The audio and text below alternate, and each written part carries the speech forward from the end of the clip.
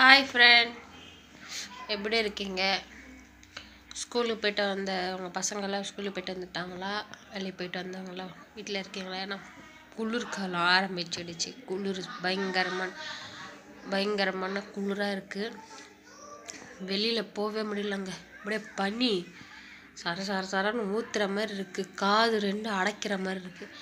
இதெல்லாம் எனக்கு செட் ஆகாது. என் பையன் இருந்தாலும் வெளியில் சொட்டர் எல்லாமே போட்டு தான் வச்சுருக்கேன்.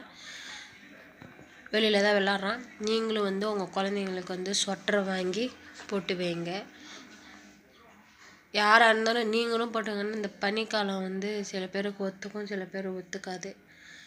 அதனால் சின்ன கை குழந்தை வச்சுருக்கிறவங்க கண்டிப்பாக கை குழந்தைய பார்த்துக்குங்க, சொட்டர் போட்டு வைங்க. அதே மாதிரி கிராமத்தில் இருக்கிறவங்க பார்த்து பத்திரமா இருந்துருங்க. இந்த பனிக்காலம் பாம்பெல்லாம் வெளியில் வரும். உங்களுக்கு தெரியும் விஷம் பாம்பு எதுன்ட்டு, ஏன்னா நீங்கள் எங்கே இருக்கிறதுனால உங்களுக்கு தெரியும். அந்த பாம்பு பார்த்து குழந்தைங்கள மெயினாக கீழே விடாமல் மட்டும் பார்த்துக்குங்க. கீழே எங்கேயுமே இறக்கி விடாதீங்க. ஊர் சைடெல்லாம் மழை இருக்கா இல்லையான்னு கமெண்ட் பண்ணுங்கள். இங்கெல்லாம் மழை இல்லை எங்களுக்கு. ஏன்னா ஊர் சைடு சில ஊர்லெல்லாம் மழை இருக்குன்னு சொல்லி எங்களுக்கு சொன்னாங்க. சொந்தக்காரங்கெல்லாம் அங்கே தான் இருக்காங்க, பாதி பேர் அது சொல்லியிருக்காங்க. அதே மாதிரி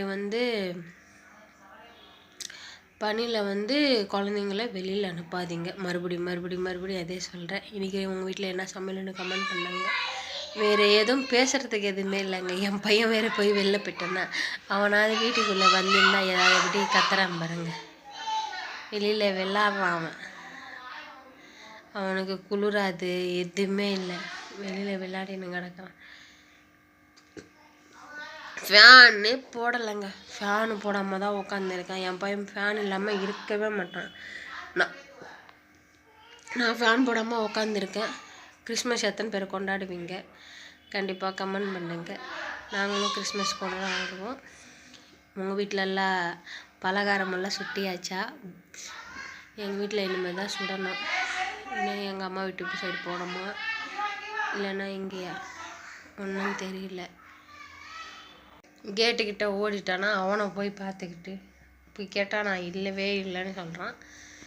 இந்த பையன் இப்படி தாங்க இங்கே இருக்கிற மாதிரியே இருப்பான். காணாமல் ஓடிடுவான், வரான்,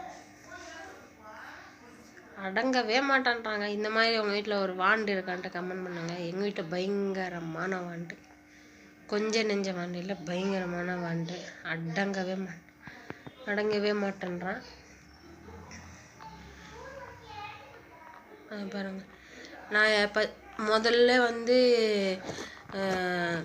இங்கே ஒரு 2 மாதம்தான் ஆகுது. ஏன்னா எல்லாரையும் பெரியவங்கலேருந்து சின்னவங்கலேருந்து ஏங்க ஒரு கொஞ்சம் 10 வயசு பசங்க அந்த மாதிரி இருக்கிற டேய் இப்போ எப்படி கூப்பிட்றதுன்னே மறந்துட்டான்.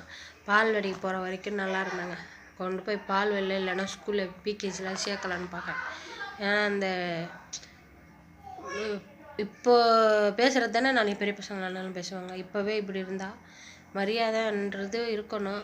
நாளைக்கு பெரிய பசங்களானாலும் இதே மாதிரி பேசிட்டேன். எப்படி கத்துறான் பாருங்க. அவன் குரல் தான் பாதி கேட்கும். எனக்கு கத்திக்கிட்டே தான் இருப்பான். ரொம்ப ஏதோ பேசுகிறான்.